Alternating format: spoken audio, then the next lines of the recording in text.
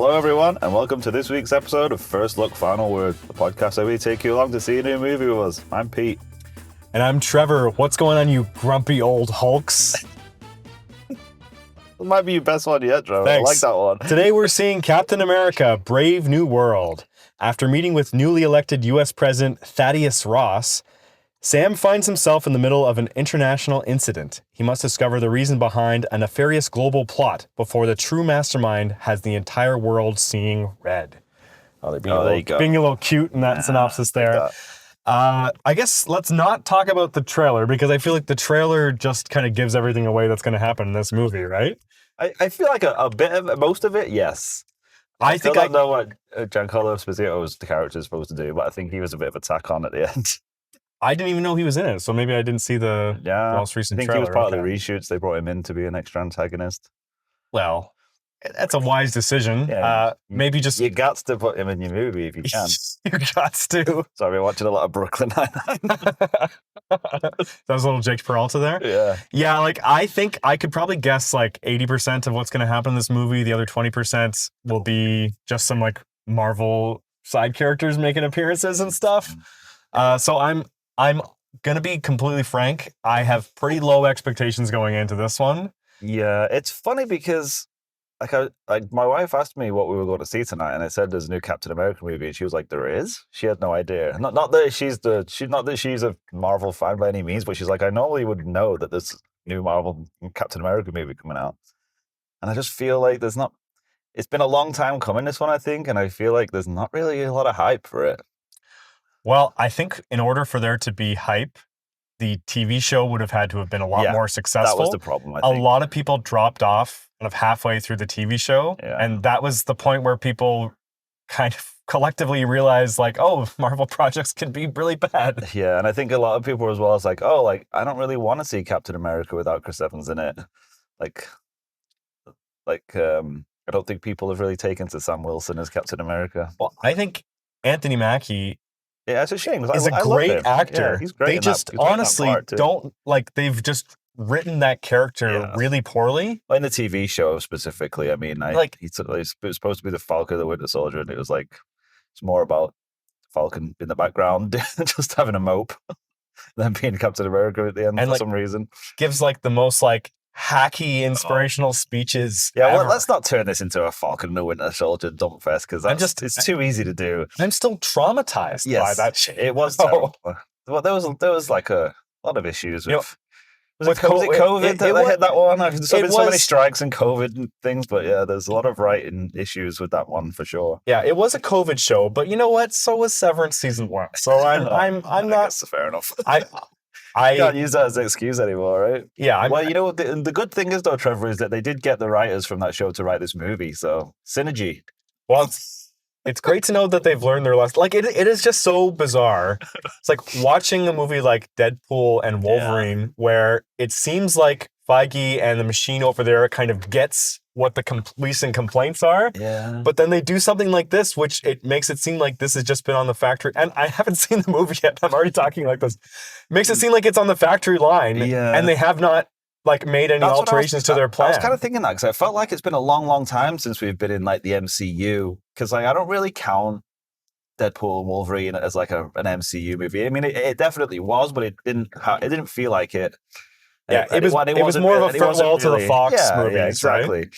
And I think they just let them go with that and do whatever they wanted, pretty much. Whereas this one, I think they're going back to let's make this via committee, and we'll bring in some shill hag director that we can order about and give a ton of notes to, and basically just direct this by committee and do a ton of reshoots, and it'll end up just being a bit the usual dross that they put out.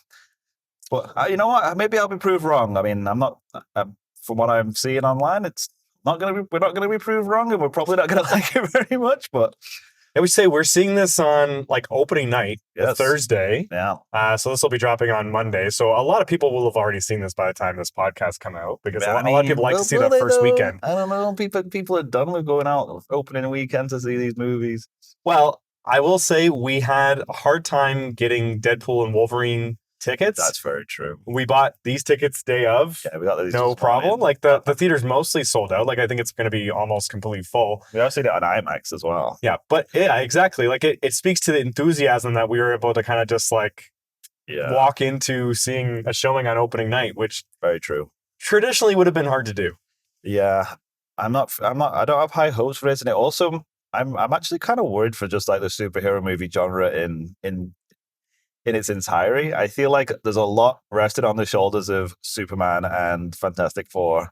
I think if they need to hit huge, or it's gonna be, I think it might just be like a keep declining. It was about a week ago, I think, that Fantastic Four trailer dropped, and we were both talking about how fantastic it looks. Yeah, I can't wait for that one. But that's a movie that, like, you can just tell it has a vision. Yep, exactly. Like this one, like, doesn't. You know, maybe we're wrong. We're just going off of the trailer. You know what?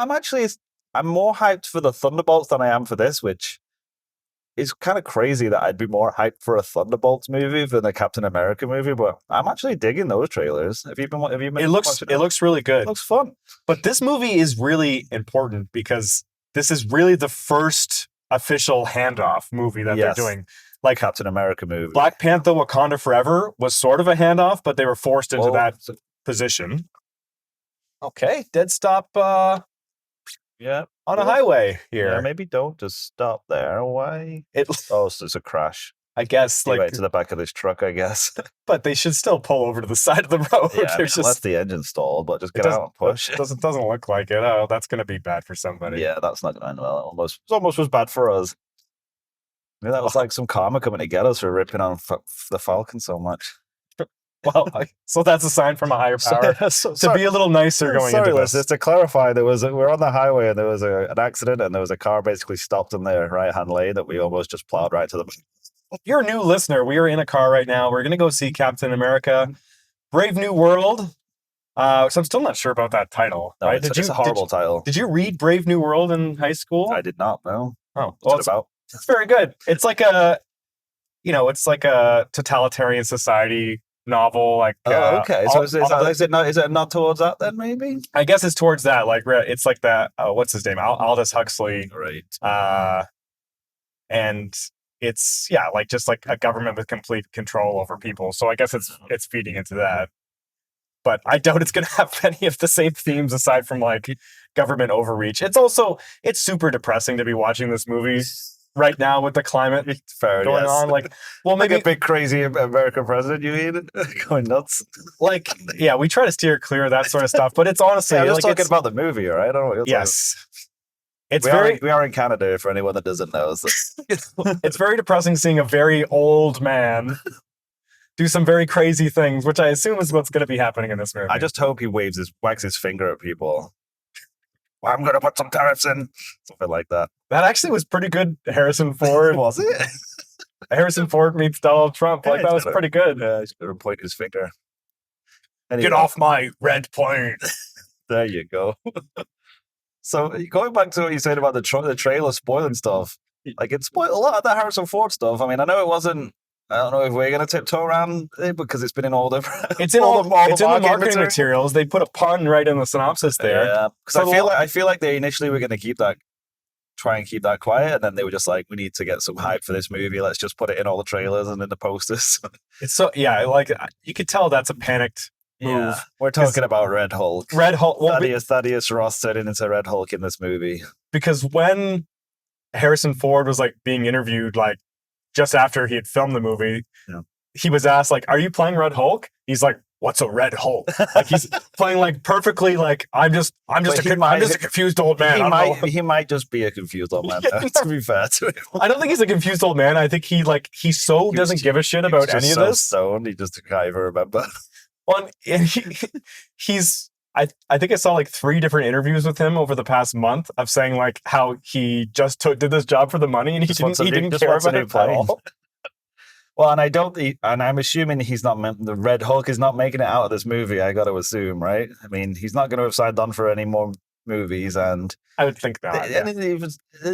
Thunderbolts is after this, so I feel like that's going to be the aftermath of what do we do now? The president's blowing up or whatever. Yeah.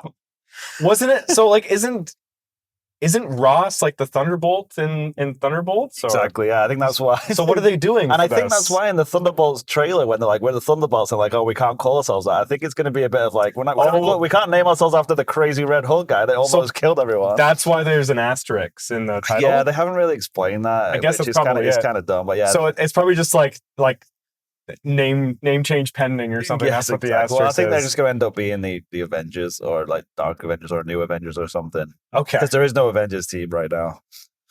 So, and that's what's going to potentially happen. But anyway, we'll save that for the Thunderbolts episode. Should we press pause on the Marvel talk until the way back? Yeah, we're going to have a lot to say on this on the way back, I can tell. So we'll just pause it there because we got other stuff we want to talk about. So, folks, this is week 3 of our Project Oscar Catchup. Mm-hmm. So right now we're going to talk about Emilia Pérez and the Nickel Boys. Mm-hmm. So we're going to spoil both movies. So if you are uninterested or you don't want spoilers, you can skip ahead. We're going to put time codes at the bottom of this episode description.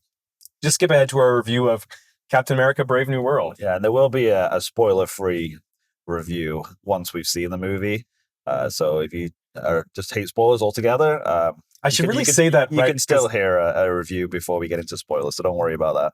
I just know we lost a lot of people between when I said that and then you clarified that there also be spoiler-free. They'll just turn it off and never come back to the episode. I'll lead with spoiler-free. That's fine. That's fine. All right, which one of these do you want to talk about first? Let's go in the order of how I watched them. How about that? I watched them both this week. So that's Emilia Pérez? Emilia Pérez. Let's start with that. Okay, so I watched this about a month ago. The other thing I realized that we haven't really been doing is when we've been doing this Oscar Catchup is we haven't really been talking about what the movie is, which I don't know if we need to do. Like, do we need to give a quick synopsis of what actually happens in the movie? Sure. I guess have we really forgotten to do that? I don't think I think we've just gone right into like talking about it versus like talking about what actually happens. Like, we don't read out and we've not been reading out the synopsis or anything. All right. Well, so Emilia Pérez, you got the synopsis? I can throw it out. I got the IMDb up here. I'd love to hear how this movie is described. Emilia Pérez follows 3 remarkable women in Mexico, each pursuing their own happiness. Cartel leader Emilia enlists unappreciated lawyer Rita to help fake her death so she can finally live authentically as her true self. And that's all it says. So I guess they don't really want to talk about Selena Gomez's character. That's fine because neither did the movie. Not really, yeah. All right, yeah, so that's what it's about. And to sort of bury the lead a bit there, because this movie does some interesting things, big swings with the choices it makes, I think. But yeah, I mean, I'd love to hear your thoughts, Trevor, because I quite like this one, but it's very... I can see this one. I mean, both of these movies I think we're going to be talking about today, I think, make creative decisions that would be quite polarizing, I think, in the direction that it took. Well, it is quite interesting. I would have loved to have seen this movie without knowing any of the discourse around it. There is a bit that of would that. have changed. You know what? You know what's funny? I had a break halfway through, and that's when I did some digging on their controversies.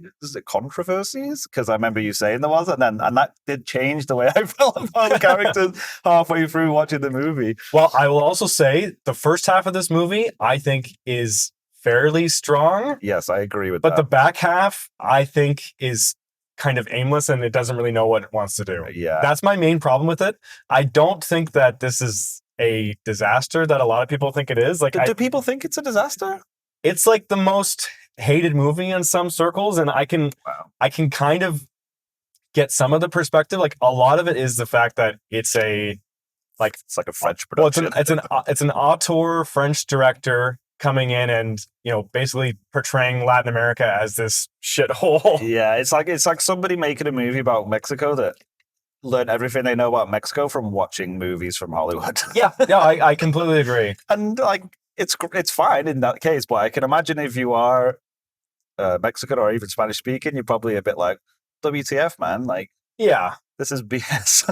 Well, and I know like the trans community also has issues with this movie. Yeah, and that's what I thought, because I was expecting it to be a bit more groundbreaking with the subject matter, because it is about obviously someone transitioning and the struggles, but it didn't seem to be taking itself very seriously, I thought, especially with some of the musical numbers, which we haven't mentioned that it's a musical, right? Yeah. Well, honestly, the fact that it's a musical and the fact that like the dances are so bizarre are probably my favorite part of it. Me too. Like, without that, it would have been a horrible movie, I think. Because honestly, like with them just doing those strange dancing on the streets and stuff, I'm like, well, okay, at least this is interesting. He's like doing something, right? This does have a vision. It's got my attention. Yeah. I think having the story centered around a trans woman who wants to live her authentic life, is also a member of a cartel, is obviously like a fascinating idea for a movie. Yeah. I think the movie is very well intentioned in its depiction of trans people. I've read a lot of arguments about why this is not a very helpful portrayal. Like, I guess the main argument I've seen is that the movie kind of portrays that her transition also leads to a transition in her personality. Yeah, I've read that. It's like the death of the old personality, right, and the birth of this new one. Yeah, which like for the most part, trans people are like, that's not how it works. Like, you're still the same. Like, exactly. The point is that's the person you've always been. Yeah, it's not like you get the operation and you fully change exactly who you are. Now, if the movie was making the point that, she was just brutal and vicious because she had to be, and like that was all an act, and then she was actually living her true life, right, I think that would be interesting. I don't know if that's actually what the position the movie has. I don't think it even knew itself what its position was on that, to be honest with you. Yeah, they're portraying Emilia Pérez as this saintly figure by the end of the movie. I hated the end of the movie. The end. I just say that was a terrible ending. The end, I do not like. It's like they didn't know what to do, so they're like, let's just have her be killed and then lauded as a saint. And it's like, why? Yeah, it seems like the final the whole final act. The final act was sort of just slapped together. I almost got the impression that they just didn't know where to go with the story, which I feel like has been happening a lot. Where it's like, oh, we've got a great idea for a story and we've got a cool way we're going to do it, but we have no idea how it's going to end. And it's like, okay, well, let's just do it anyway, and we'll just slap an ending on.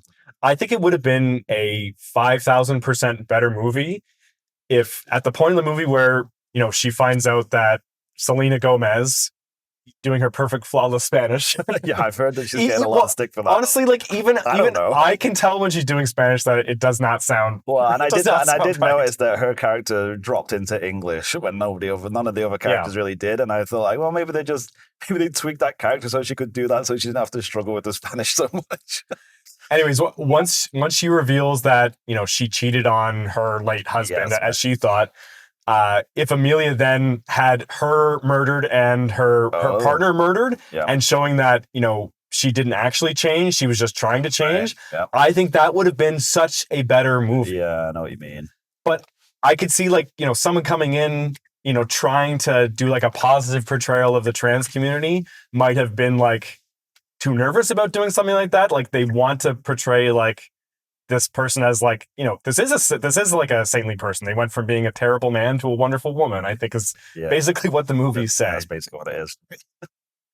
How did you find that it worked tonally? Because I thought it was quite jarring because it wanted to be it was shot like a very serious drama about Mexico and the horrible things that happen there.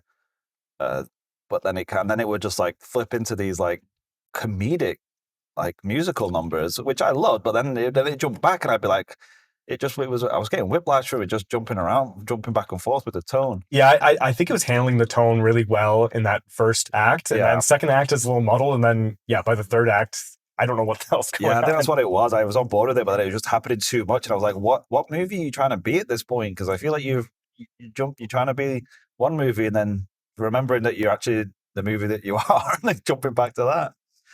But so I think I didn't love this one. By the time it ended, I was a bit like, I can see. I don't know why it's got so many Oscar nominations. And I talked about that last week.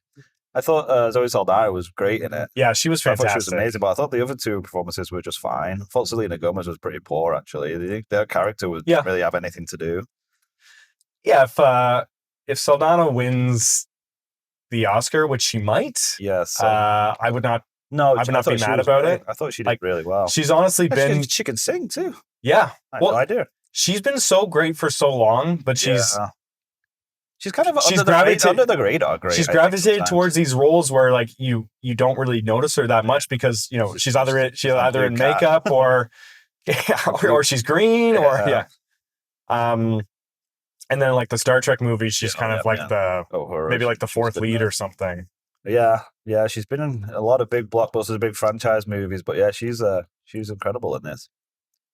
And I would argue that she is the lead of the movie. I don't know how she is not the lead of the movie. She's up for support. I guess because the movie's about Emilia Pérez and that's the name of the movie, so she's supposed to be the lead. But yeah, it follows it's Rita's story from start to finish, really. Yeah, it's stupid. Like, there's no way that Emilia Pérez is the lead of the movie. No. Because I still feel like we don't know who she is by the end of the movie. Yeah. So this one got like a lot of positive reception when it played like the European film festivals. Yes, yeah. Got the Palme d'Or and stuff, didn't it? Did it? I don't know. You know what? I can't remember what actually won the Palme d'Or. I think maybe it did, but I can't remember for sure. I thought it did, but maybe I'm wrong. Well, you could be right. We can check it. I think I got one at the award. Yeah, I might not have got the Palme d'Or. I might be giving it too much credit there. Oh yeah, maybe it's the Golden Lion. I honestly don't. I honestly don't know. Who cares? Look it up if you care. I do quite care about film festival stuff. Why you should know that, Trevor? I should know.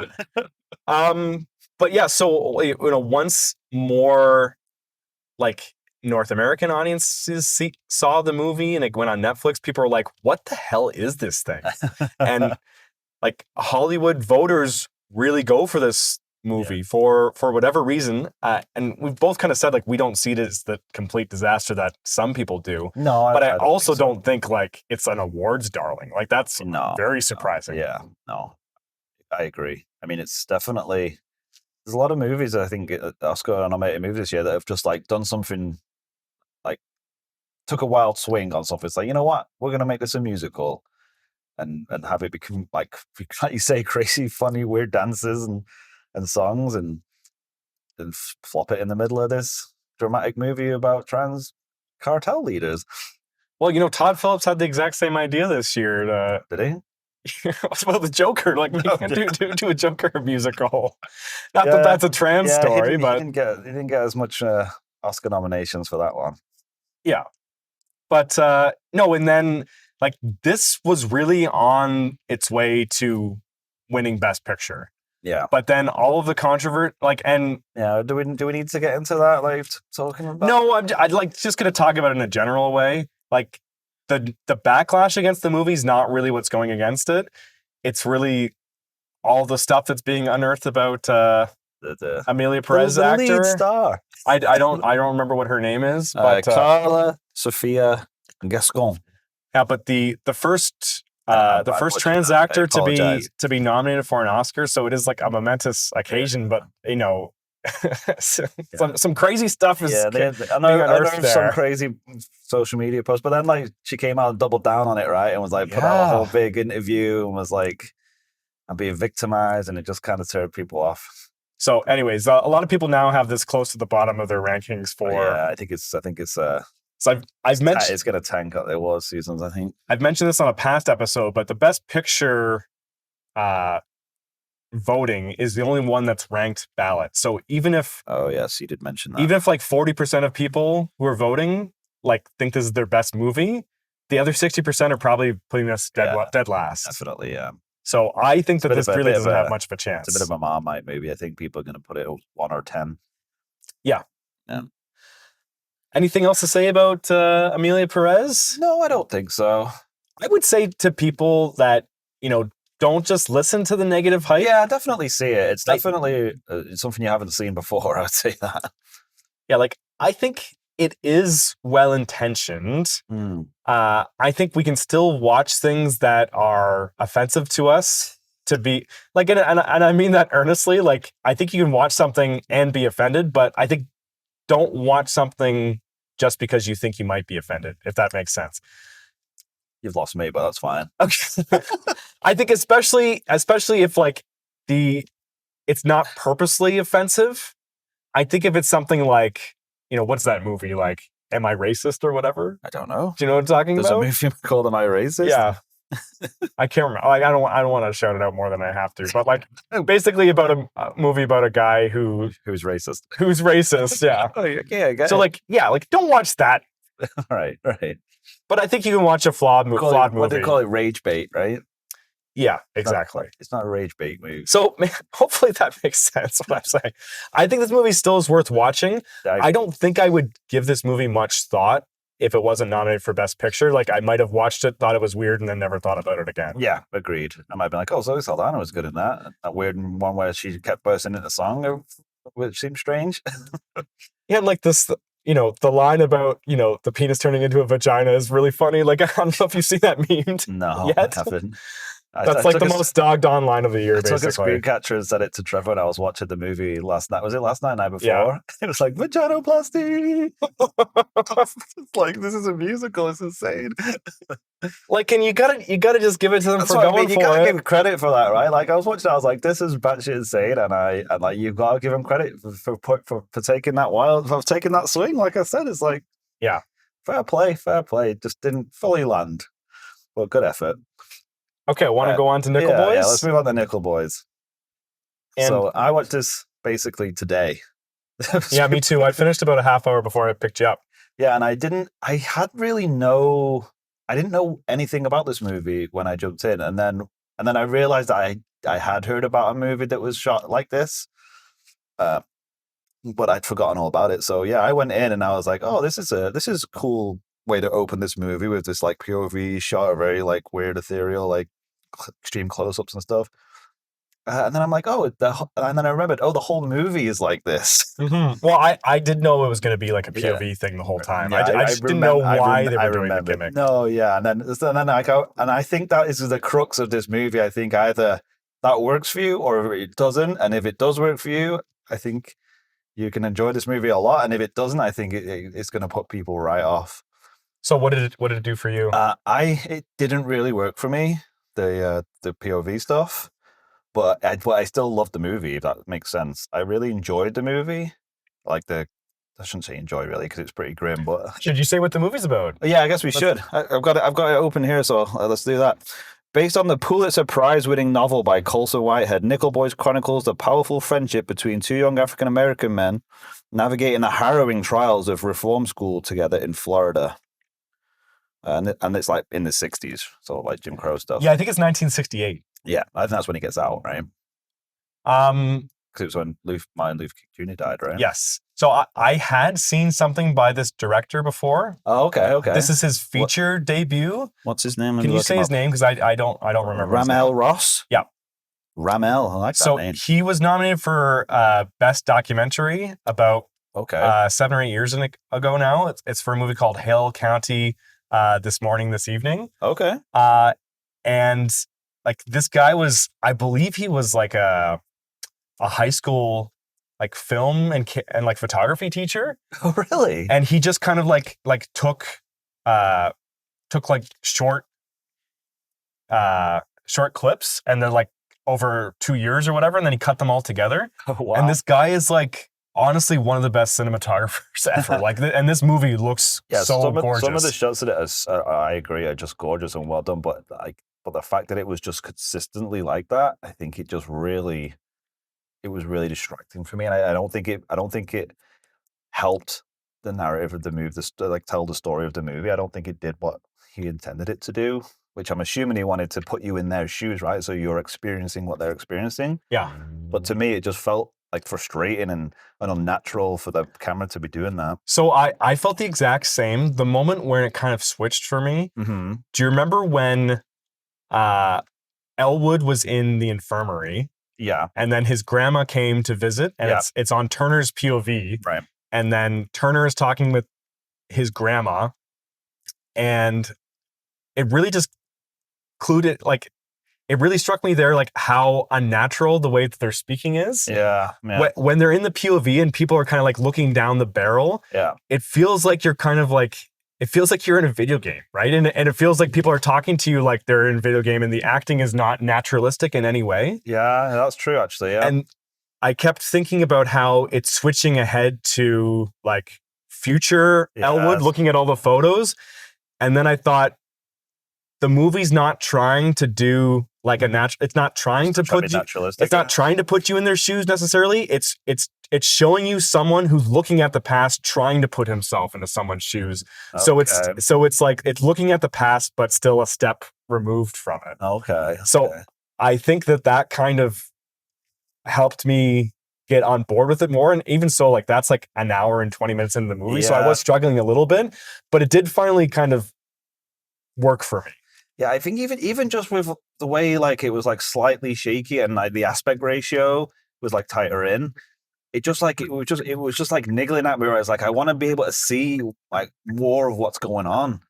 And I want to be able to like, it just felt like it was just restricting like what I was able to ascertain from the scene. I just felt like maybe that was on purpose, but it just kind of irritated me, to be honest. Well, because it sort of does, like it puts you into their POV, right? But you don't feel like you are actually embodying them and you're in control. Like it feels like you are. That's not what your POV is like. You don't just stare stock straight ahead and never move your head. It was like I wanted to move the camera around. Yeah, like look at other things. It honestly, like it feels like you're like a passenger on the ride, right? Yeah. And with the end reveal that, do you want to skip ahead to the ending, or we can? Yeah, because I definitely want to talk about that. Because what's one of the other things that I struggled with was that I found it quite difficult to follow the story and the plot beats, because I was a bit like confused sometimes. Even with like, well, whose perspective is this now? Is this Turner? Is this not? What's the other guy? Elwood? Turner and Elwood. Yeah. No, sometimes it would take, and I think it was intentional. It's like it'd take you a few seconds to figure out whose perspective is this. But then some points I was like, I'm confused about what's happening, and what I feel like I'd missed things because I was like, if something's supposed to have happened, like why is this happening now? And it didn't spoon feed you. And I'm not saying it needs to spoon feed, but I think it did it to such a degree that at some points I was just a bit confused why things were happening.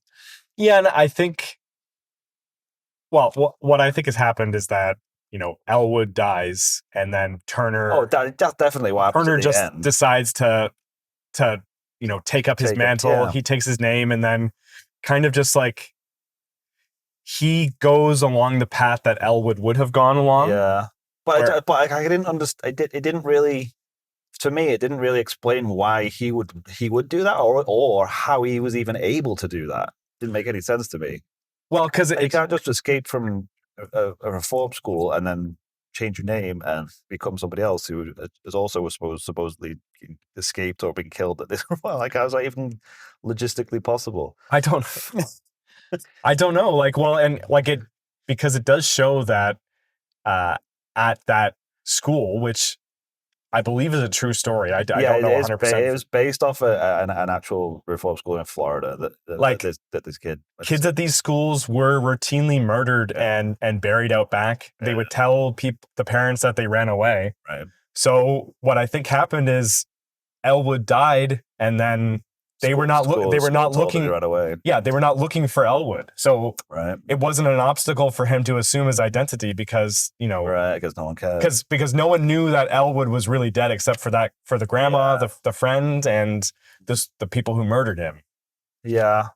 Yeah, and it wasn't even really the ending that bothered me, because I just felt like it was a strange, the way it was done in the movie. I kind of thought it was a bit like it didn't really get into it very much, and maybe just me not really being able to put stuff together. But I was reading it because I was immediately started reading about it, and I was like, I think because it was based on a book, right? So I think they very much wanted to keep things that were in the book in the movie, but I felt like that sort of hindered it a bit, because just because that happened in the book, I'm going to stuck it in the movie, and then people will just figure it out. And I was like, well, if you're not really going to be invested in trying to make that point, then just don't put it in, or just change it.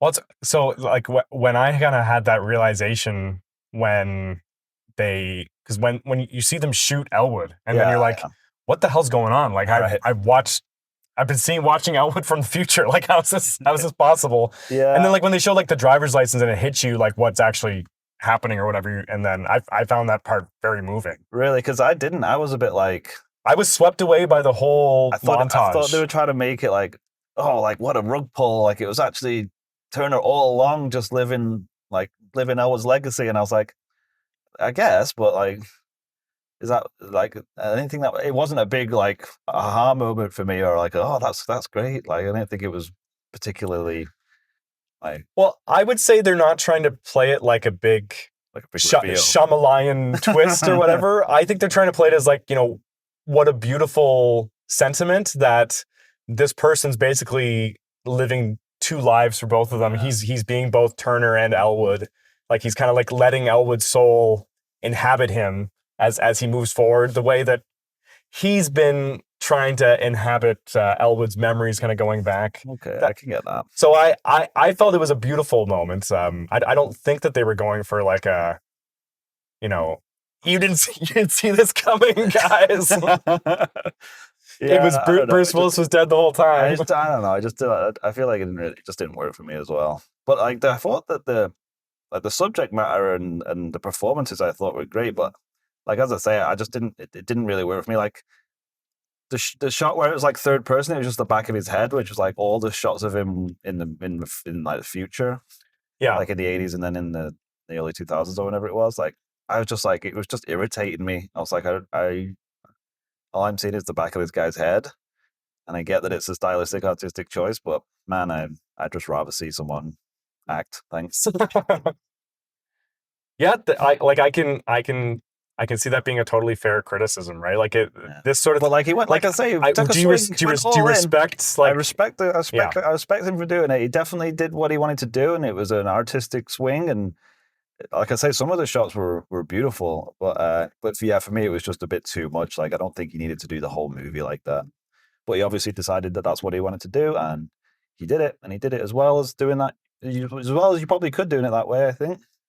Well, I would say if you're going to, go for that big of like I don't want to use the word gimmick or whatever, right? But like if you're going for that sort of style, I want you to commit to it the whole movie. Yeah, okay. As opposed to something like 1917, right? Which I get mad that it didn't fully commit to just being one take. Like right. if you're gonna pretend that you're one take, why don't you actually pull it off? Yeah. I still think that movie's fine, but like I just don't understand why you wouldn't try to pull the whole thing off. I guess logistically it would have been impossible. It's kind of impossible. Hey, you know what? There are some movies that pulled off the whole one take thing. Yeah, I don't think there was widespread as that. Like doing it in one room. Like doing it in one room is one thing. Or like a movie like Late Night with the Devil, which they're going for. This is just an hour and a half of a late night show, but then they're breaking away and showing you stuff off screen. They're showing you like behind the clips. Yeah. And I'm like, just commit to like find a way to make it fit in this format. I think it would have been such a better movie. So I more respect them just trying to commit to it the whole time. And I thought it interesting that they didn't really like they didn't show you a lot of the abuse. Like, you know what I mean? They weren't like. They weren't putting it in your face. It was kind of like implied mostly. Actually, I don't think they really showed much of anything. I was going to say the same thing, and it's kind of goes to, the whole POV thing. And like you're sort of living in their shoes, but the movie's not presuming that you can really fully grasp what those people were going through. Mm. And I think that's like, I think it wisely kind of just has you not completely live through that. To do that, right? Yeah. Because then the movie just is about like, it becomes like this torture porn thing. Yeah, exactly. It doesn't have to be that. And I think it's much more powerful to just like, to hint at that stuff. Yeah. And like the cutaways to like all the like archival footage and like the photographs and stuff, I thought was done quite well too. Yeah, like we see a full like 2 minutes of Stanley Kramer's The Defiant Ones. Right, exactly. But like there was some like there was weird things in it, like the alligator that kept cropping up every now and again. Yeah, that was like I'm gonna have to sit on that one. Yeah, I looked it up and I was like, what's the significance of this alligator? Because it's obviously not actually an alligator. It's got to be a metaphor for something. I guess like the danger looking around every corner. Well, actually, and I read this while I was watching the movie, and he said in an interview, it's and there's actually a clip when it shows like the archival pictures and stuff. They actually used to use like African American children as bait to catch alligators. And there was a picture of it in the movie. Oh my gosh! Yeah, no, I didn't. Isn't that grim? So I think that's what it represents. It's like that's really grim. Yeah. So I was like, but like nobody would know that unless you've read the interview with the director. So I was like, stuff like that, where I was like, he's putting stuff in that like You don't Wow. really get Yeah. unless you really dig into it. And maybe that's the point. He wants you to dig into it, right? And look up this stuff and understand it. But yeah, stuff like that. I was like, oh my god, that subject matter was Well, it's hard to get into. one like very relevant still to this day, Yeah, right? Like true. in Canada, like there's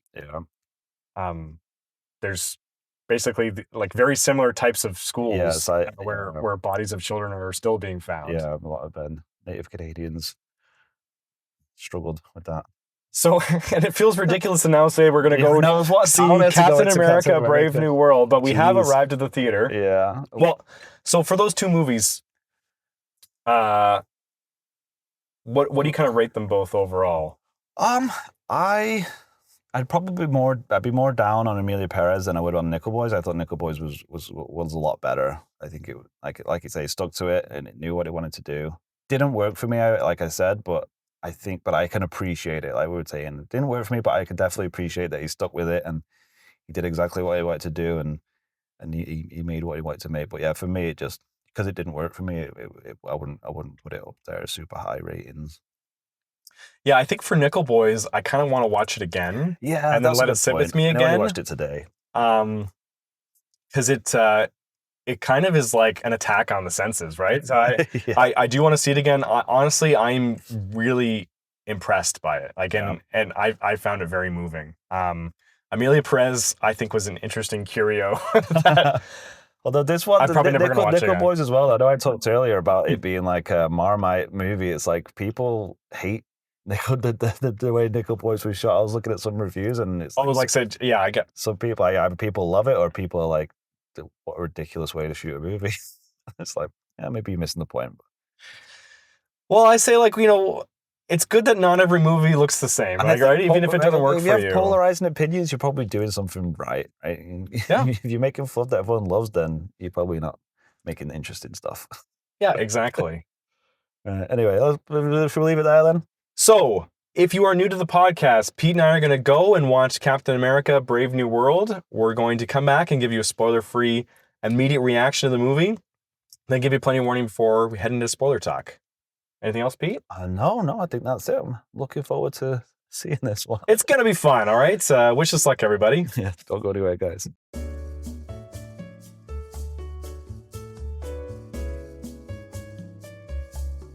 Welcome back, everybody. We're sliding out the theater parking lot here. Sliding out. It was like Falcon-like.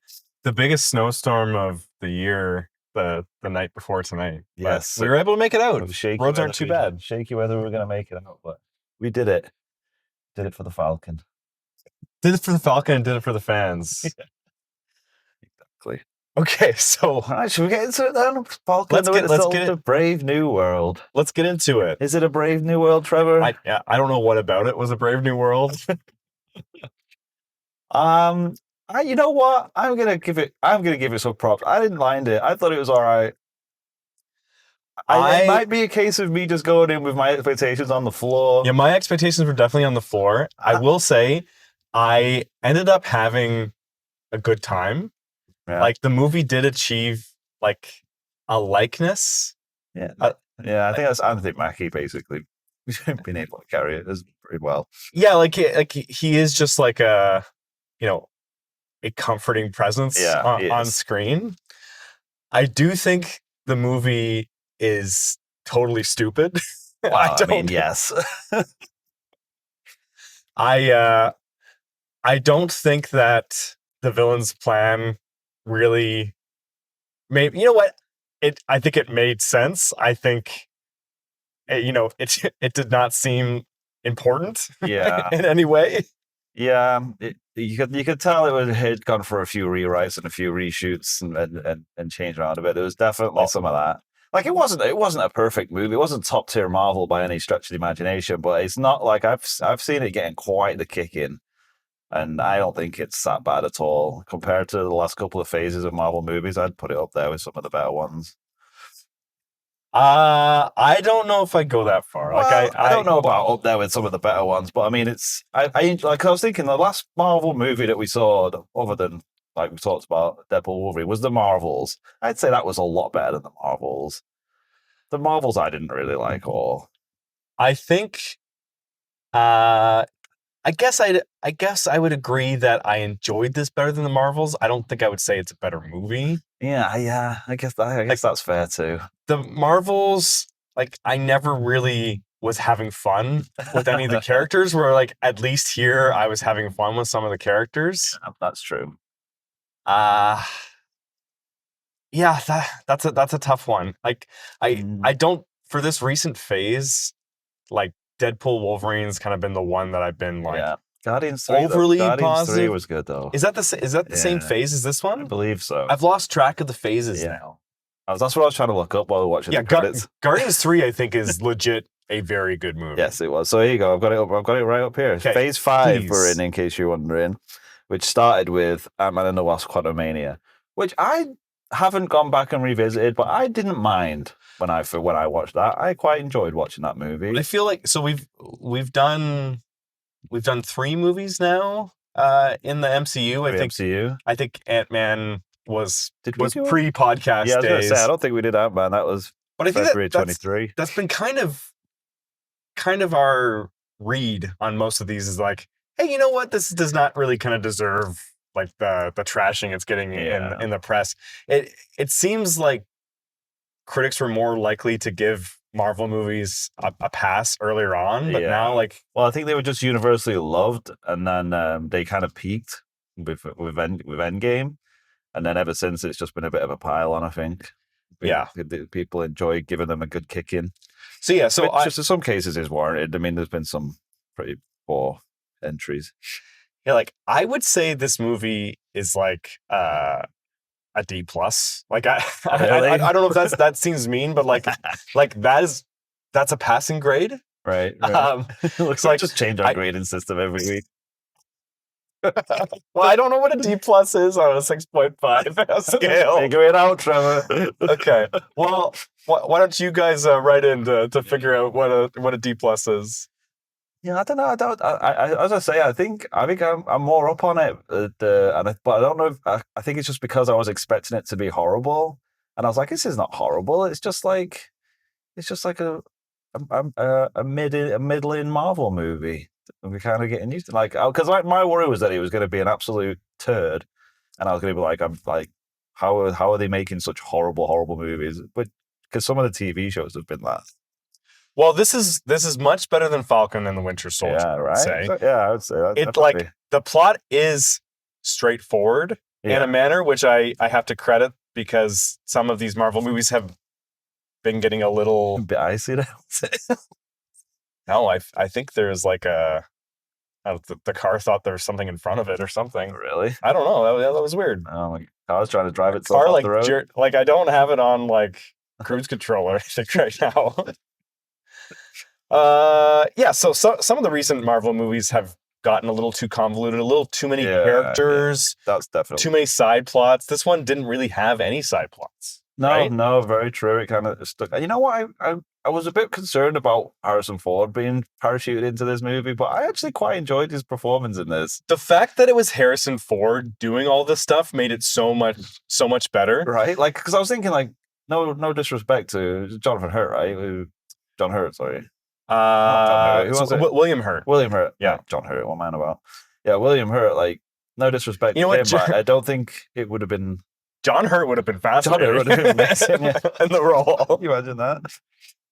No, like, I don't think it would have been as good if it was him. No, well, like, Harrison Ford comes with all this good baggage, and he just has kind of a natural gravitas. I will say there were some of his scenes where you can tell, like, they did it in one take, and then they're like, "Hey, can we take that again?" He's like, "No, I've spent long enough on this bullshit." Yeah, you can tell. Well, he doesn't need to, right? Like, just him, just standing there and saying the stupid lines. Him slamming his fist down on the desk or whatever. I'm like, all right, you know what? I'm enjoying this. I'm enjoying watching this. Him on the exercise bike was a good one. Yeah. It's just for some whatever reason they decided to get a deal with Peloton, I guess. Throw that bike in there for that one scene. Peloton and, GMC and Hummer. Oh, yeah.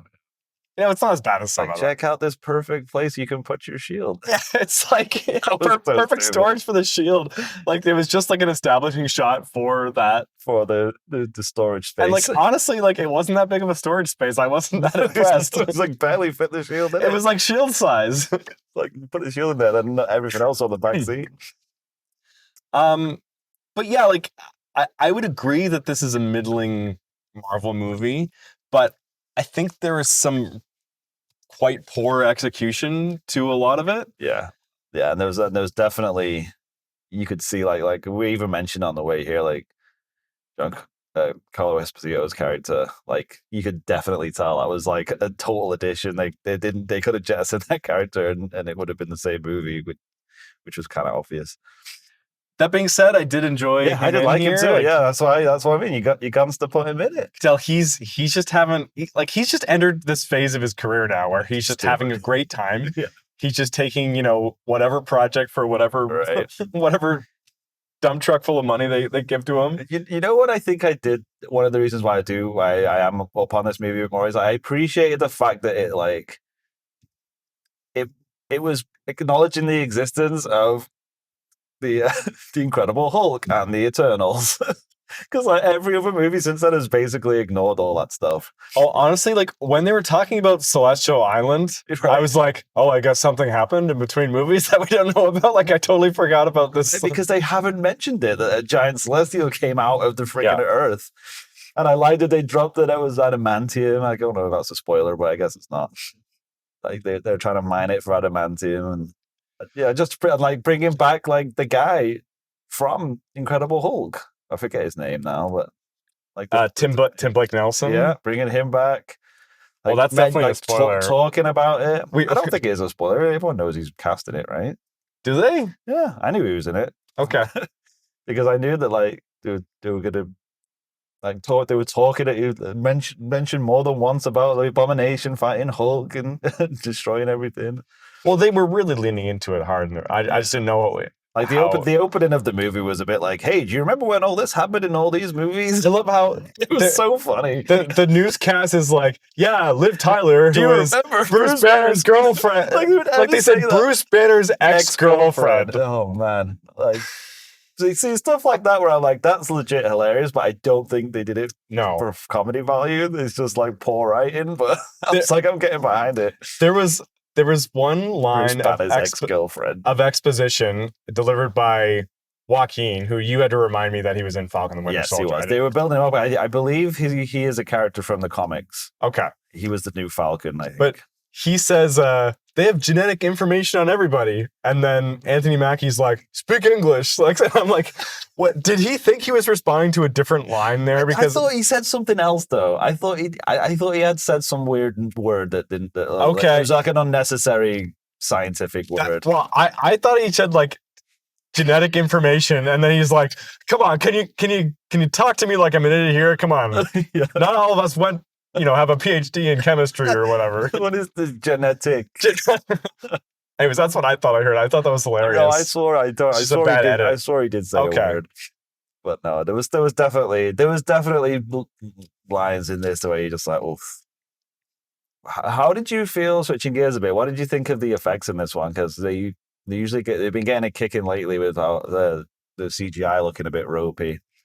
And I still think there was some ropey bits in this, some like super obvious green screen stuff. And the thing that I really noticed was, backgrounds. I could tell the characters weren't really standing there. I mean, yeah, there were a lot of soundstagey like green screen shots. There were a lot of times, well, especially with Tim Blake Nelson's character, right, where like I don't think he was ever in the same space as Anthony Mackie. Like he looked like he was like 4.5 feet tall in the one shot next to him.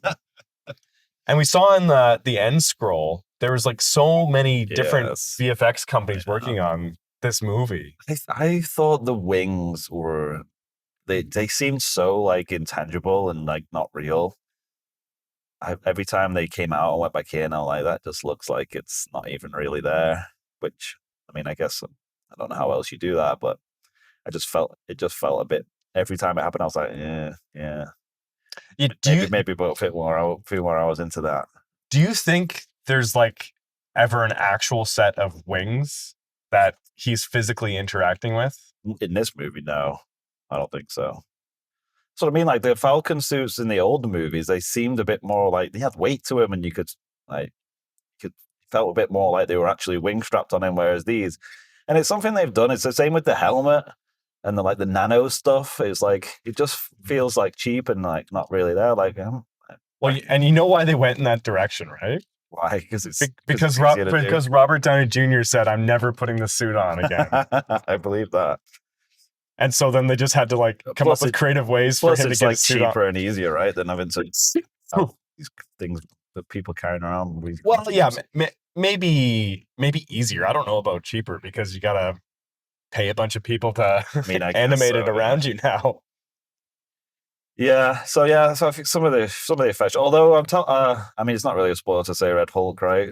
But it's in all the advertising. Yeah, I thought he looked pretty good. It looked like Harrison Ford as a Hulk, and I am here for that. I would not be. I would love to see him come back. Actually, but that's a big complaint for me. Is that in the marketing material, like you can clearly see it's Harrison Ford as Red Hulk. Right. The movie is playing it off like it's a reveal that this is a thing that is happening. Like you're shocked when they do kind of ruin it with the marketing.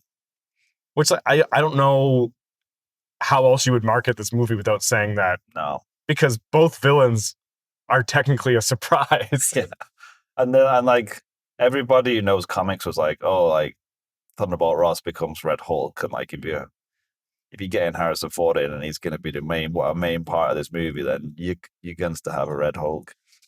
It's going to happen.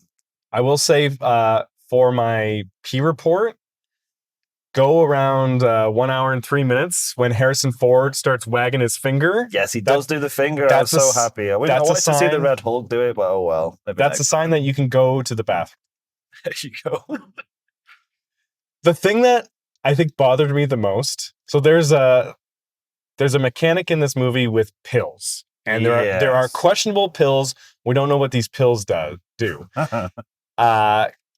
Captain America hands these pills to that was so great. I guess just like a random guy in the army. Yeah, it's his bud. It's his and bud. he says, "Do you have a guy who can analyze this?" A guy. And like, no offense to this random guy in the army, but like, why are you giving it to this guy? Yeah. It's the only guy you can trust, Trevor. I guess, but why does he have a guy though? Who is his guy? Yeah, like some random chemist. Well, like, and the chemist, like, my guy says he's going to need 24 hours. Like, what's he basing that off? A phone call? It's like, I've got these pills. Can you figure out what they are? It's going to take me 24 hours. It's like, it's probably going to take you 24 hours just to get him into his hands. Oh, yeah. There's definitely stupid stuff in this movie, but there's always been stupid stuff in Marvel movies. It's comic books, and I don't care about that as much. The thing that I find the most egregious is the fighting. Yeah. I think that the fights were not well choreographed at all. That good, right? And that was something that was always kind of really good about the Captain America movies, in that like he is a superhero, but he doesn't have like crazy skills, right? So you kind of he has to kind of think through what his next steps are going to be, and then fights have a bit of weight to them. Yeah, and they're really pushing the whole like mechanics of how this shield works. Like, and that's been in every Captain America movie, but like some of the stuff he does in this movie, it's pretty magic. That would not happen. Like, how is that even possible? And also, like, maybe we'll wait to spoilers. We should probably move into spoilers because I feel like I'm going to ruin something. Sure. Do you want to call it right now? Yeah. Before people drop off, definitely follow us on Spotify, on Apple, or wherever you listen to podcasts. We're on Letterboxd. First Look Final W. First Look Final W. Definitely follow us. We are running a contest right now for people to win a free year's subscription to Letterboxd Patron. So definitely check that out. Who doesn't want that? All you have to do is listen. That's not even listen, just subscribe, I guess. Next week we're talking the Brutalist, right? As our main feature. We're going to see it in 35 millimeters. It's going to be awesome. Looking forward to that one. Continue our Oscar rundown here. I don't know what not sure what other movies we'll be doing, but we'll. Well, we're gonna try to fit in A Complete Unknown and I'm Still Here. I guess we've got to get them all. But we gotta figure out how to watch them. They're not available on VOD right now. Multiple visits to the theater coming up this week. Maybe, yeah. So we'll see. We will definitely be talking the Brutalist. Yes, we definitely will be seeing that one. Okay, so if spoilers bother you, drop off. Yeah. Or if you've done what we've done and just listened to us on the way, and now you're on the way home. But let's get stuck into it. Okay, so what? Yeah, there wasn't a specific spoiler I wanted to get into. I just wanted to talk without having to worry about spoiling it, because what right away when you were in the first battle where he like plummets to the earth at like supersonic speeds, lands, and then he's like wait for it, and the what you call it, the wave like comes after it. I was like, that's cool, but how is he supposed to have been able to? Yeah, how is he supposed to have been able to stop when he hit that ground without like crushing all the bones in his entire body? Like himself? Yes, like it doesn't make any sense. You can't travel at like 700 miles per hour and then just land on your feet. Like, yeah, I don't know like how he's just a human person. Your body can take that G-force and be unaffected by it. Because it's like it's a big thing of like the Sam Wilson Captain America. They bring it up all the time in this movie as well. It's like, I'm not a super soldier. I'm just a regular guy. And it's like, he does stuff in this movie. It's like, you ain't no regular guy. Like, well, you would be long dead if you did half of the stuff that you've been doing, and you can't just explain it all away with "I've got vibranium wings." Like that's not going to cut it. Yeah, he's pulling things off that Steve Rogers would not have pulled off, right? Like it's completely detached from reality. Yeah, I'm not a little bit. I'm not really complaining about that. Like all these movies are pretty bad with it. Like Black Widow had that same problem, right? Enough, yeah. But it is like. It is kind of puzzling, right? Like at certain points, you just like, I wish I could fight like Steve Rogers. It's like, well, I mean, you're doing basically everything like Steve Rogers did. Yeah, like what you can fly as well. Like what did you not accomplish because you didn't have the super serum? You literally flew and like cut a wing off a jet in midair and blowing up like missiles and stuff. It's like you're pretty much invincible at this point. Yeah, if they're gonna have Sam Wilson not be super in any way, like lean the fights into more like realism. Yeah. Or like make it more, give him more armor, right? Like Iron Man him up a bit more. Like that's Tony Stark, like didn't have any powers, but he just had like a cool suit. I mean, he's already got the cool helmet and the cool wings. Just give him cool armor as well. Well, he's basically Black Panther in this movie, right? Yeah, pretty much, yeah. Although he only really used it once. The helmet thing. Just at the end where so his head didn't get crushed. No, like I mean, like the, like absorbing all the energy to make it explode thing. Yeah. I thought when that happened, that Red Hulk was like liquefied. Really? That's why I started like gasping. So I'm like, did they really just do that? It's just they're gonna be cleaning Red Hulk off the street. Well, I was a bit like, I hope they haven't just killed Red Hulk, because that would be ridiculous. He kills him by stabbing him, like then exploding it. Like, I feel like the Hulks are supposed to be a bit stronger than that, but. I like that they didn't kill the Hulk off. He just found the joy in his heart with the blossoms. So this, and can you remind me what is Tim Blake Nelson's villain's name? I can't even remember that, man. I don't even know it myself. Is it like, I can't remember. It's not like Brainiac or whatever, right? No, I mean, it's like Brainiac, but it's something like not that. Brainiac. But yeah, his whole plan, he's manipulated everything to have this showdown between his plan is ridiculous. America and can Japan. Totally agree with you on that. We're going to get them to fire upon each other in the Pacific near the Celestial Island, or I guess it's the Indian Ocean. Like, why does he want to cause a world war? Like, doesn't make any sense. I guess, he wants him to turn into a Red Hulk in the Indian Ocean, but that wasn't even his plan. He wanted them to just start fighting, right? Like, yeah, but the plan is disrupted from them destroying 2 fighter jets. Like, literally, it's so ridiculously easy for them to disrupt this plan. And he's like, oh, I calculated this to like the finest detail. And who would have thought that 2 guys with wings and vibranium technology would have been able to take down 2 regular fighter jets. Yeah. Something which like Iron Man destroyed a fighter jet by accident.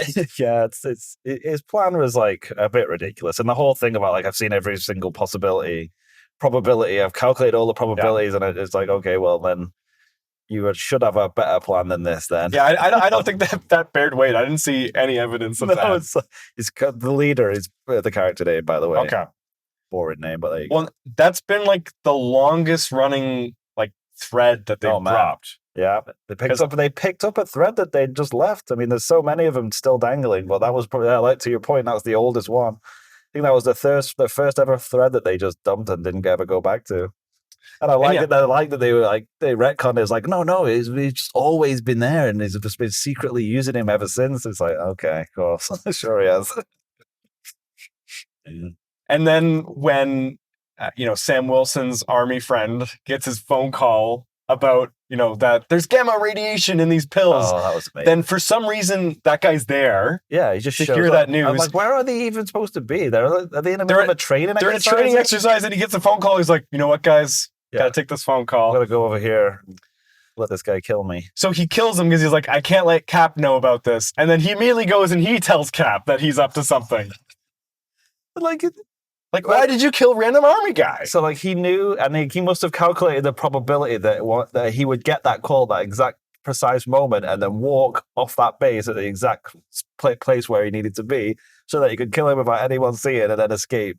Well, I know how we calculated it because it was exactly 24 hours after his hookup figured it out. His pill guy was very accurate with his time estimates. Yeah.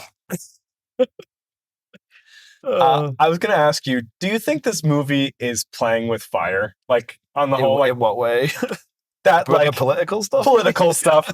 Because it seems like Harrison Ford is playing a composite between Joe Biden and Donald Trump in this movie. Yeah, that's a good point. Yeah. And I'm like, why are you doing this, Marvel? Like, why? Well, I mean, the message is that like even the president can change and be a good guy. So at what point did he change it? I know that was the message they were trying to say. The point where at the end he specifically said, "I'm changing. I'm a good guy," because they had to spell it out plainly, because otherwise you wouldn't realize. It's like, I know that you resigned and now you're living in this prison, so you're a good guy. Did it for the people. The people, Trevor. I mean, like, that's great. It is great. Oh, no. It seems like he should not have been president. He was a bad dude. But well, how did he even get? But he had the leader to help him, man. He knew all the probability calculations. That's how he got in. I guess he just had a really good shave the mustache off. Told him to do. A really good data analyst. He's like, shave the mustache. He's like, okay, I'll do it. I can't let you go. You're too brilliant. I love how they made a scene. They had a scene where they made him put a fake mustache on just to be like. I feel like they did that. He's like, I'm not doing that for the rest of the movie. It's like, okay, we'll just put in a line where you said you shaved it off. I love the press conference one where it just shows them smashing stuff. Yeah. Yeah. No, yeah, it's not a great movie, is it? Now we've talked about it more. Well, and also it seems like it's a little QAnon coded too. Oh, really? Well, and the fact that there's sort of like a secret government conspiracy. I'm just like, I don't know, don't put fuel on that fire. Yeah. What did you think of his security lead lady, the Israeli lady? I don't know. It didn't really make much of an impression on me. No, me too. I was like, it kind of seemed like I don't know why. I don't know what they were trying to do with that character, but I feel like maybe that's a setup for later for Thunderbolts, and that she'll interact with Florence Pugh in that movie. I don't know, because she's a Black Widow. Oh, yeah, maybe. No, it was it's got enough characters in that movie. when I first saw her, and then the original Captain America, Isaiah. Oh yeah, starts going crazy. I really liked him in this movie. Yeah, well, I really liked him in the show. He's one of the only good things in that show. I think the best scene of the movie is when Sam goes and meets Isaiah in prison and they're talking. Yeah, I think that's the best framed scene of the movie, and it's the best acting by far. He's got a perfect face. When he's close up on his face and he just looks devastated. Man, that was great. He has such great physicality to him. He's huge, and he's got to be 70, I would guess. Yeah, easily. But no, I think he was a highlight of the movie. Yeah. I actually liked them having fun in the limo. The old man, I loved it when they're like, let's get a selfie. He's like, airdrop it is. It's like, yeah, I know what enjoy all airdrop that is. stuff. Yeah, Yeah. that reminded me of like the that's what I mean. Though that's like good Marvel stuff. That's like shawarma it's just stuff, like right? it's just like Yeah. Marvel characters bantering and having a good time. Like that's Yeah, what that's what I like. That's what the Marvels needed, something like that. Especially with those characters as well. Like Kamala Khan is like she's the best at that stuff. But yeah, needed a bit more of that. No, yeah, I like bits of it, but Well, and this movie ended again with a passionate speech by it evolved. By Captain it evolved America. a bit into that again. I was kind of groaning internally when it got into that again. It wasn't as bad as the one. It wasn't as bad, but it was also like, hey, come on, think of your daughter. Would you want and there's cherry blossoms around here. We've said the word cherry blossoms about 20 times. Look at the cherry blossoms. He's like, okay, I won't be Red Hulk anymore. Yeah, it's like you make a good point. You make a good point. Is Liv Tyler available? Yeah, how much do you think she got paid for this? Well, I thought it was just going to be the phone call. So did I, because I was like, oh, they showed a picture of her, they've mentioned it, but there's no way she's coming back. And then they had her on the phone. I was like, oh wow, they actually got her. I'm like, to record some lines. That's $1 million for the phone call and permission to use her likeness, because there's no way she signed like a long contract back then. I'm thinking I'm assuming maybe that was one of the reshoots. They were like, can you please come back?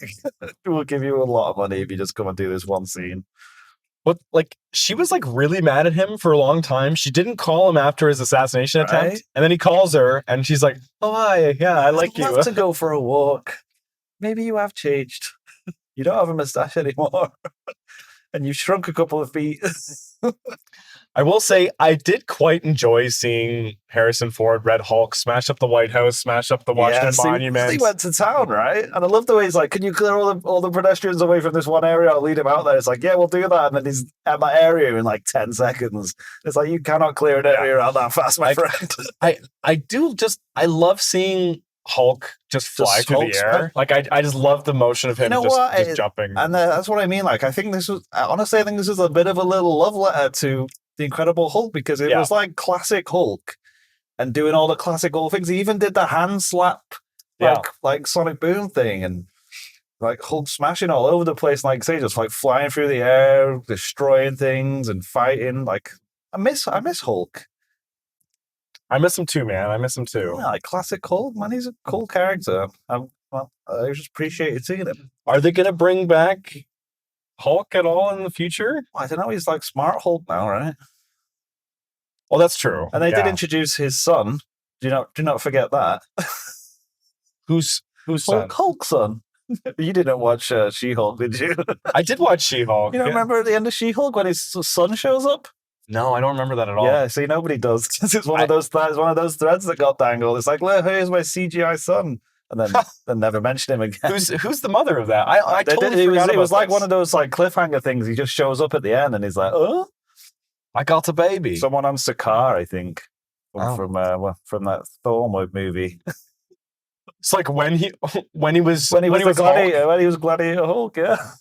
It's so, like a Hulk kid. He was green and everything. Do you not remember this? I don't remember. Like I watched She-Hulk, and I am like a mostly defender of She-Hulk. I like She-Hulk. I'm a defender too. I thought it gets shit on way more than it should because it did some really interesting things. I don't remember that at all, though. I think it's a character from the comic, like the World War Hulk series. I think he had a son and whatever on Battle World or whatever he was. I just not don't Battle like World. That's Secret Wars.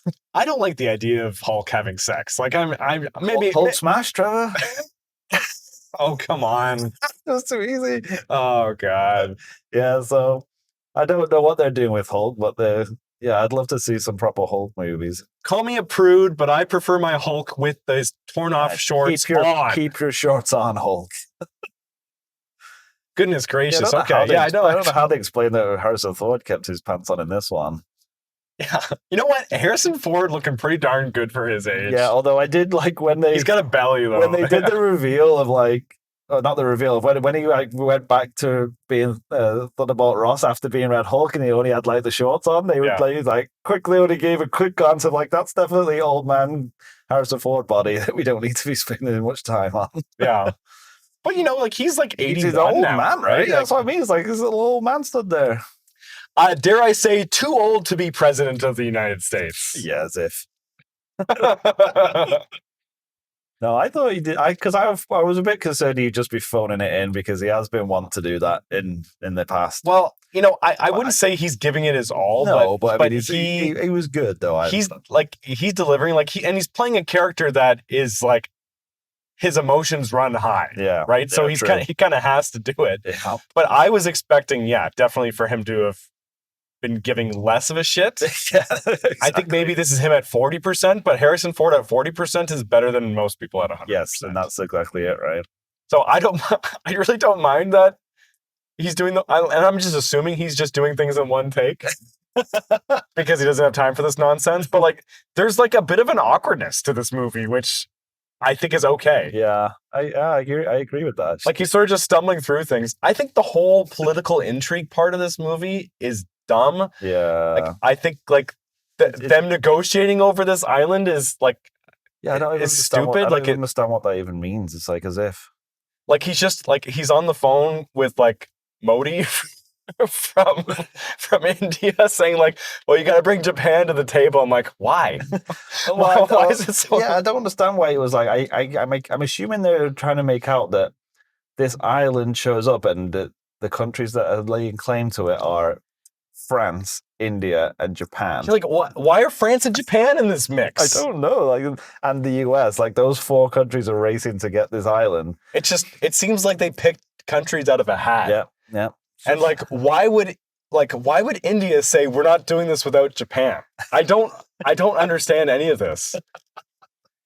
And his whole plan is like, hey, let's not all just rush into getting this. Yeah, let's just adamantium. Let's share it, but we also all have a bunch of it already. That that someone's gonna pretend to steal Japan's or whatever. Yeah, it was like. Is it a lot of sense, did it? Is it Japan because of the cherry blossoms? Is that why they? Maybe. Is that why they're doing it? I don't know. He's trying to get that Japan audience. Yeah, I guess. I don't know. No, I don't know. I have no idea. It's one of the it's like if you spend half a second trying to think of any of the plot points in this movie, then they just sort of unravel immediately because they don't make any sense. Like his huge master plan to fake stealing the adamantium so that Japan would think that the US are double crossing them, and then fake assassination attempts for reasons. I don't know. Oh yeah, I want to talk about that. Like President Harrison Ford giving like a PowerPoint presentation was really funny. That's pretty funny. And then like it felt very like Manchurian Candidate meets like Screenslaver from Incredibles 2. Yes, it was definitely that. That is a great pull. And like what like Screenslave. Are those like flashing lights keyed towards people's genetic material? Like I didn't understand that part at all. Like, don't worry about it, Trevor. It's just flashing lights make mind control happen. But like why is it just specific people? I don't know. And why isn't he doing it to Captain America? Because he doesn't have his what does he call it? His genetic material, his genetic information. You know. I guess so. Then why doesn't he just shoot Captain America with a gun when he's like right in front of him? I don't know. Who knows why he just? I'm gonna release my goons with long tasers. Because we know that if you shoot at Captain America, he's just gonna block it with his wings and/or shield. Yeah. Or car door, which he does a lot of. One thing about this movie I just want to talk about. I know we're almost at time here, but it didn't do a lot of setting up future movies, which I was surprised about. I thought they were going to have this movie do a bunch of legwork on setting up new Avengers movies. Well, like they hinted at them starting up the Avengers again, and then he's instantly like, "You're not Steve Rogers. You can't." I don't know who. Like at the end of the movie, when he's like, he's sort of talking. He's like, right? "Yeah, I think we need to set up the Avengers," and his mate, whatever his name is, Javier or whatever. Joaquin. Yeah, Joaquin. Sorry, that was a bit racist. No, you just didn't remember the name. It's okay. He's like, yeah, I think we should set up the Avengers. And he's like, yeah, I'm on board. And I was like, so is the new Avengers team going to be Sam Wilson, Captain America, and this new Falcon? Because who else is there? Well, Bucky's running for Congress. Yeah, which Bucky's going to be honestly like Thunderbolts. Honestly, like if you're going to cash in on your Avengers fame, like, shoot a little bit higher than Congressman. And also, everybody knows he was like an assassin, right? Killed a lot of people. Yeah, but that probably helps him. True. Honestly, that he don't take any prisoners. Yeah. Fucking A. He's a straight shooting kind of guy. Winter Soldier just like 2 in the back of the head. Pew pew. Yeah, he's not gonna like mess around. He's gonna do 2 to the back of the head to the Department of Justice. Yeah, he gets it done. Yeah, that's a good point. But no, yeah, I'm interested to see what this new Avengers lineup's gonna be, because you got Ant-Man. He's A tier. I guess he's still around. What's he do? What's he up to these days? So he's going to a coffee shop. So you got Ant-Man. He's whatever. So you have to Doctor Strange disappeared with 3 eyes into a portal. Right. Yeah. With Furiosa. And who else? Spider-Man, but no one knows who he is. Yeah, I guess you got to count Spider-Man out. Yeah. And then got to count all the Thunderbolt people, and then all the Young Avenger people. Oh, I guess they count those out they too. Could go Young Avengers. I think they really want to do that as a separate thing. Kate Bishop. By the time that happens, they're all going to be in their 30s, though. No, right? We're the Young Avengers. It's honestly crazy because this movie's referencing the Incredible Hulk, which is coming up on 17 years old now. Yeah, that is pretty crazy. It's fucking weird. Yeah, the MCU's old. All right, so what is your rating for this movie? Sounds like you're higher on it than I am. Yeah, I think I'm a lot higher than you are. I'm gonna give it like, oh boy, now I don't know what to give it. I'm gonna give it a 4 out of 6.5. That's way too high, isn't it? Well, you know what? Screw it, a 4. Okay, I'm gonna do a 3.4. Yeah, I was hovering around that. Yeah, can't argue with that rating at all. But no, I liked it. 4. Yeah, I don't know if it's a good movie, but I'm not sad that I saw it. It's not bottom tier Marvel. It's not top tier Marvel. So okay, so what is the bottom of the barrel for you from bottom of the barrel Marvel? Yeah, that's a good question. I don't know. That's hard. You see, because I just did Marvel movies. Well, that's the thing. Even the worst Marvel movies, I still tend to just enjoy. I guess maybe the Incredible Hulk might be my bottom. Yeah, but I even like that. Right? I even quite like that.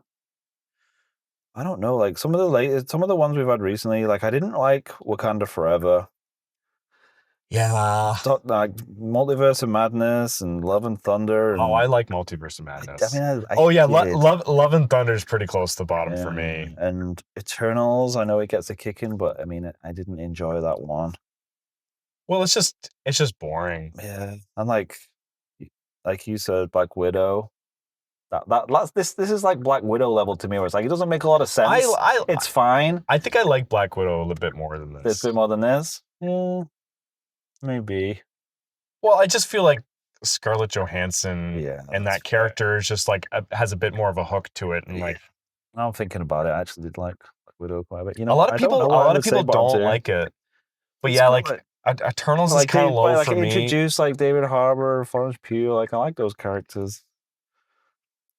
Yeah, well, it has way more of an emotional thread to the movie than this. Although this one honestly wasn't too bad.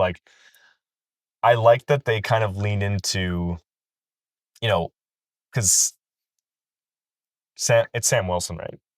Yeah.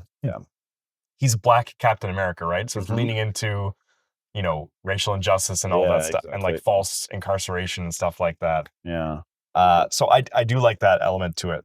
Yeah, I'd say bottom tier stuff would be stuff like Thor: The Dark World and Iron Man 2. They were not good movies. Iron Man 2 really sucks. Thor: The Dark World, I like the final battle. Yeah, that's what where they're they're kind of even low tier, even low tier MCU is decent. That's what I mean. That's why even though I'm saying this isn't. This isn't really that great. Even Eternals, there's a lot of I like good stuff in it. Yeah. And I just think that they had the wrong director for that. And Chloe Zhao is a very good director. Just why is she directing a Marvel movie? It makes no sense. No, it was a bit misguided, I think, that whole thing. Ant-Man and the Wasp. I love Ant-Man and the Wasp. Really? I like it a lot. Really? Do you like that less than Quantumania? Oh. I think they're both pretty equal. I like Ant-Man and the Wasp a lot. It's got Walter Goggins. They're doing all this crazy heist stuff. Yeah. But I don't know. don't It's know. fun. It was a bit meh. It was a bit meh. But that's what I mean. I don't think there's an MCU movie that I actively don't like. I don't think there's a single one that I would give an F to. Yeah. I think, even like the Marvels. You know what? I think I do like the Marvels a little bit more. I don't know. It's tough. Really? I didn't like the Marvels very much. I'll let this one sit with me for a bit. What was it? All the flirking cat things at the end, pulling out of the ducks and stuff. There's a bit too much of it. It was so stupid. There's a bit too much of that. And then they did that dancing thing. Oh my word! Yeah, the singing plan in which they didn't commit to at all. It was just an afterthought. Just like they were so embarrassed about that idea. Anyway, let's not get into Marvel's. I really do like that Harrison Ford turn into a Red Hulk and smash things, though, is the thing. So, I don't know. I was worried that wouldn't be good, and that was good. That was the best part of the movie. And there was some fun bits in it, and that's all I needed. Yep. So, stupid movie, go to see it. Yeah. It's not as bad as people say. I'm going to put that out there. I think, judging from the crowd there tonight, people had a good time. Yeah, I think so. I was eavesdropping while you were going back to grab your bag, and a group of guys were talking, and they were pretty high. The one thing I didn't get to when I mentioned setting up future movies, do not feel the need to sit through the credits for the post-credit scenes on this one. This is the most word. They didn't do a mid-credit scene, which I was upset about, and then the end credit scene was such a throwaway piece of garbage. Did he just walk from talking to Ross to go to a different room to talk to the leader? Well, that's what I assumed, because I can't assume he didn't make 2 trips, but then I was sure he was wearing different clothes. He had like a different colored shirt on. Maybe he went to the cafeteria and he spilled something on his shirt. Okay. Because that was also in the raft, right? Yes. So yeah, it must have been, yeah. I feel like that was the same, because it's a big pain to get out there. It was so stupid, though. He just goes up to the guy and he's just like gloating about, hey, you lost or whatever. And he's like, because I see probabilities, I know that there's like other heroes on other Earths. Okay. Yeah, I gotta... Like Sam Wilson looks so like worried about that fact. But like anybody else's reaction would have been like, what are you talking about? Like, so? Like... It's like, what? Are you telling me that there's a different dimension? Like, why the fuck do I care? Yeah, it's like, probability tells us there's probably other dimensions. Oh, that's interesting, leader. Thanks for that. See you later. Yeah, it was such a poor... You can tell what they were trying to do. They're trying to set up the multiversal secret wars that's coming in the next Avengers movies. Yeah, but it's just like, this is the stupidest way to do it. It was so poor.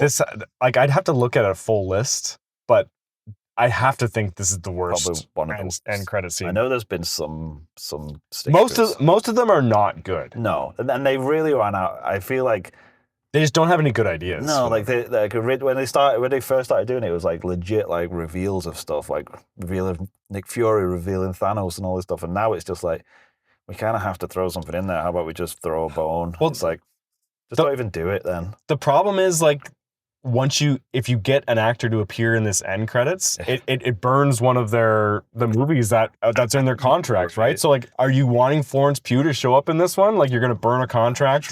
That's true. But who was it? Burn an appearance, Who was it that showed up at the end of the Marvels? Wasn't it like Kate Bishop? Kate Bishop showed up at the end of the Marvels, right? I think so. In the post credit scene. Yeah. Because they had the X-Men stuff mid credits. See, they're pretty good post credit scenes. There you go. Yeah, because that's another thing.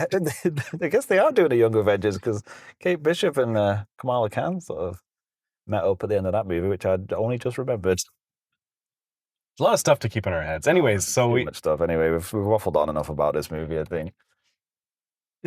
All right. Harrison Ford still got it. He has. Good old Harrison Ford. Okay. May he continue. Anything else? No, I don't think so. I think that's it for this week, right? Like, that's it. Give us a follow. Tell your friends about how much we know about movies and how we're great at doing podcasts. Work. just maybe say it in a better way than I just did. Yeah, tell them that we asked in a good way. We podcast good. We know stuff and talk about movies. There you go. Let's put that in the trailer. There you go. That's the log line. All right, guys. Well, until next time. What do we say it was? Brutalist? The Brutalist next week. Until then, that's the final word.